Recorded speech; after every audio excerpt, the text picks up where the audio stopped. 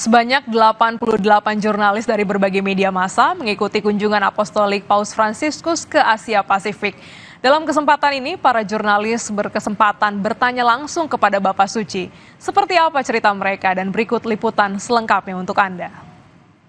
Bertemu lagi dengan saya, Yosi Susilo Hadrianto. Salah satu jurnalis yang berkesempatan mengikuti perjalanan apostolik Paus Fransiskus adalah Josi Susilo dari Harian Kompas. Sejak akhir Agustus lalu, Josi terbang ke Roma untuk mengikuti serangkaian agenda persiapan, seperti briefing yang diselenggarakan kantor Biro Pers Tata Suci Vatikan.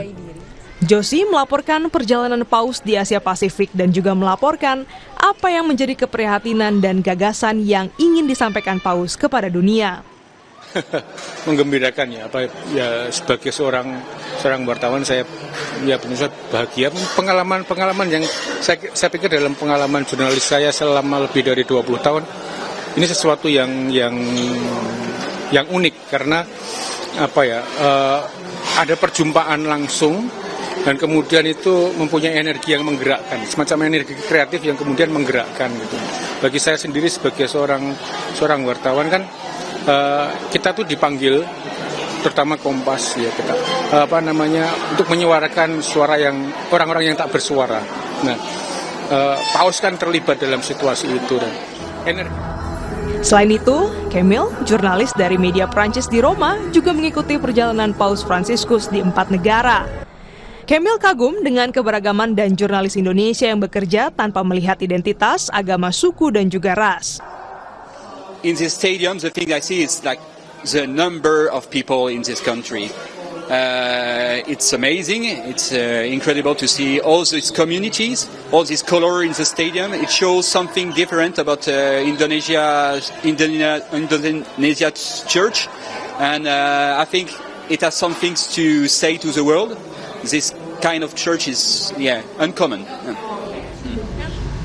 Perjalanan apostolik Paus Fransiskus menjadi perjalanan paling panjang, yaitu sekitar 22 hari. Dari Indonesia, Paus akan terbang ke Papua Nugini, Timur Leste, dan kunjungan Sri Paus ke Asia Pasifik akan berakhir di Singapura pada 13 September. Setelah itu, Bapak Suci akan kembali ke Roma, Italia. Gracia Adur, Febri James, Kompas TV, Jakarta. Hari ini, Saudara, Paus Fransiskus akan mengakhiri kunjungannya di Indonesia dan akan melanjutkan perjalanan apostolik ke sejumlah negara lainnya. Kita cermati bersama dengan jurnalis Kompas TV, Renata Panggalau di Kedutaan Besar Vatikan, dan juga Triksi Valencia di Bandara Internasional Soekarno-Hatta. Kita ke Renata terlebih dahulu. Renata, selamat pagi. Pukul berapa nantinya Sri Paus akan berangkat meninggalkan Kedubes Vatikan dan apakah ada sterilisasi arus lalu lintas di sana? Ya, selamat pagi Glenis dan juga saudara. Informasi terakhir yang kami terima pada sekitar pukul 7 waktu Indonesia Barat, Paus Fransiskus dijadwalkan akan berangkat dari Kedutaan Besar Vatikan menuju ke Bandara Internasional Soekarno-Hatta, yang dimana kalau informasi yang kami terima juga di Bandara Internasional Soekarno-Hatta nanti akan ada upacara perpisahan yang akan diadakan pada pukul 9:15 waktu Indonesia bagian Barat. Situasi terkini yang dapat kami gambarkan memang sejak pagi sudah ada penebalan keamanan yang dilakukan oleh Pas Pampres dan juga gabungan TNI Polri di sekitar Jalan Medan Merdeka Timur. Selain itu juga Glenis dan juga saudara, pemandangan yang memang beberapa hari terakhir kami juga pantau karena sejak tanggal 3 September kemarin saya juga sudah melaporkan di Kedutaan Besar Vatikan. Masih banyak sekali antusiasme warga yang ingin bertemu dengan Paus Fransiskus meskipun memang berjarak, karena biasanya memang di jalan nanti Paus Fransiskus akan membuka kaca lalu kemudian ia akan melambaikan tangan dan juga tersenyum. Biasanya lagi juga Glenis dan juga saudara, apabila memang masyarakat ingin mendapatkan berkat, ingin berbicara atau berinteraksi langsung mungkin dengan Paus Fransiskus, ini pun juga bisa dilakukan di jalan. Tetapi tentu ini juga harus memperhatikan keamanan, baik itu dari keamanan warga maupun keamanan rombongan Paus Fransiskus. Glenis dan juga saudara, memang tidak terasa kita sudah berada di penghujung perjalanan apostolik ke-45 Paus Fransiskus di Indonesia. Sebenarnya perjalanan ini masih panjang karena di hari ini Paus Fransiskus akan bertolak dari Indonesia menuju ke Papua Nugini, kemudian nanti dilanjutkan ke Timor Leste dan berakhir di Singapura. Kalau yang bisa saya rangkum, memang dalam beberapa hari ini begitu banyak momen bersejarah yang sudah tercipta di Indonesia, bagaimana kemudian Paus Fransiskus memberikan pesan-pesan perdamaian dan toleransi kepada masyarakat Indonesia. Yang bisa saya sampaikan juga momen-momen yang kami cermati tentu sejak tanggal 4 September. Misalnya Paus Fransiskus bertemu dengan Presiden Joko Widodo di Istana Merdeka, disambut sebagai Kepala Negara Vatikan, membicarakan hubungan bilateral antara Indonesia dan Vatikan, dan juga tentunya bagaimana kemudian Paus Fransiskus memuji semboyan Bhinneka Tunggal Ika yang dimiliki oleh bangsa Indonesia, yang diharapkan bisa menjadi motor untuk melawan intoleransi dan juga ekstremisme di Indonesia. Kemudian juga yang menurut saya sangat menarik kemarin di Masjid Istiqlal, pertemuan antara Paus Fransiskus bersama Imam Besar Istiqlal Nasaruddin Umar, yang memang sejatinya ini menunjukkan bagaimana kemudian pesan-pesan perdamaian dan toleransi itu benar-benar dihayati dan dihidupi oleh seorang Paus Fransiskus, bagaimana ia menunjukkan gestur-gestur hangat, memeluk, bahkan mencium tangan dari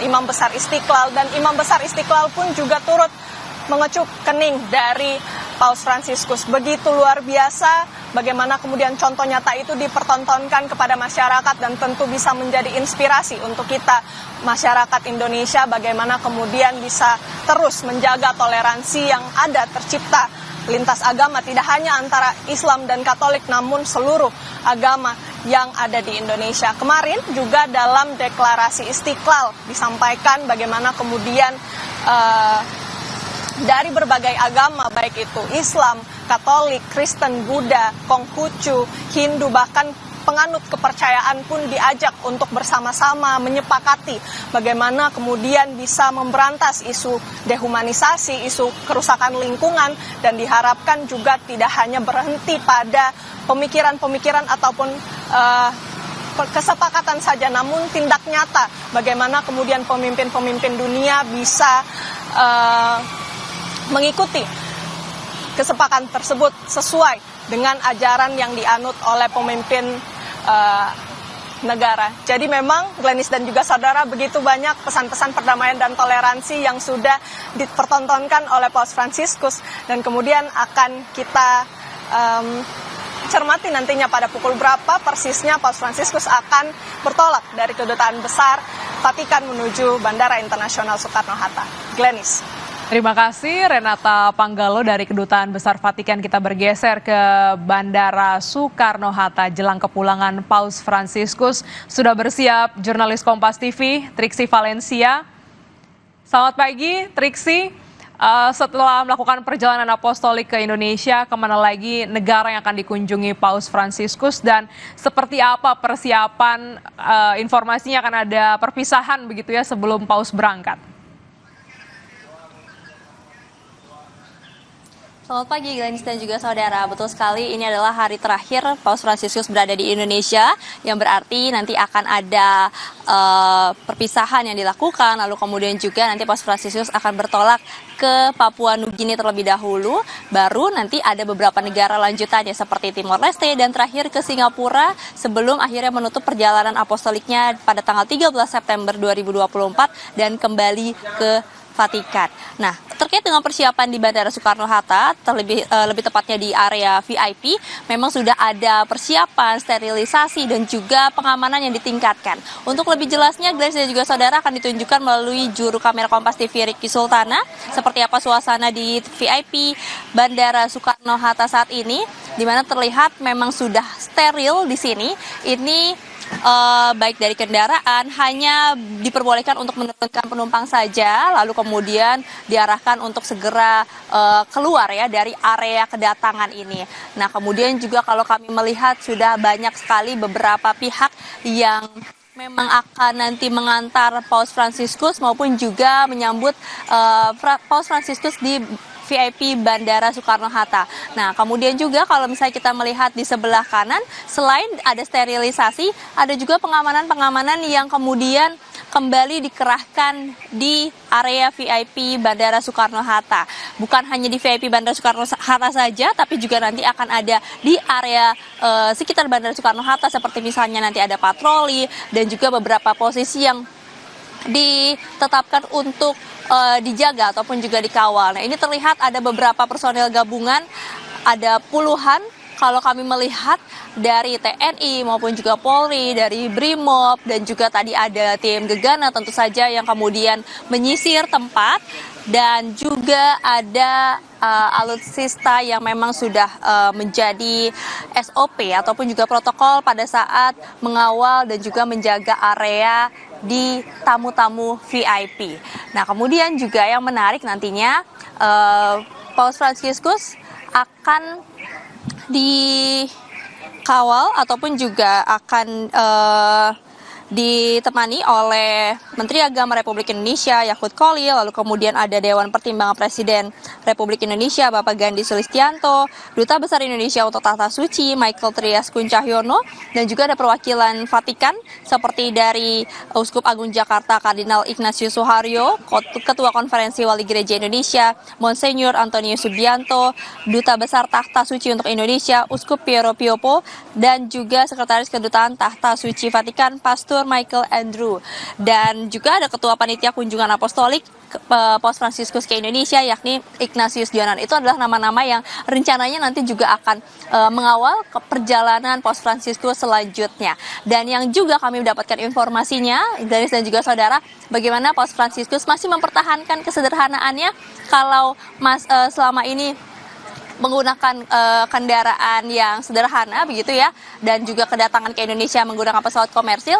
Nanti perjalanan selanjutnya dari Indonesia menuju ke Papua Nugini ini pun menggunakan pesawat komersil. Disebutkan sudah mencarter pesawat Garuda jenis yang disepakati adalah jenis Airbus A330-900 Neo.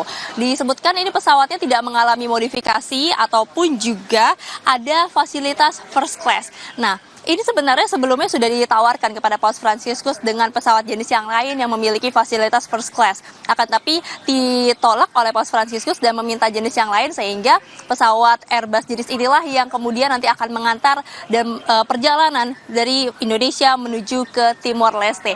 Kembali ditunjukkan kesederhanaan dari Paus Fransiskus menggunakan pesawat dan juga kesederhanaannya tanpa ada fasilitas first class di dalam pesawat tersebut. Tentunya ketika pesawat ini sudah disetujui dan juga dari segala teknisnya sudah disepakati, maka juga sudah ada sterilisasi di dalam pesawat tersebut sehingga bisa membawa Paus Fransiskus dan juga rombongan pendampingnya dengan aman sekitar pukul 9.45 waktu Indonesia bagian Barat. Glenis. Baik, terima kasih jurnalis Kompas TV Triksi Valencia langsung dari Bandara Soekarno-Hatta, dan sebelumnya ada Renata Panggalo dari Kedutaan Besar Vatikan.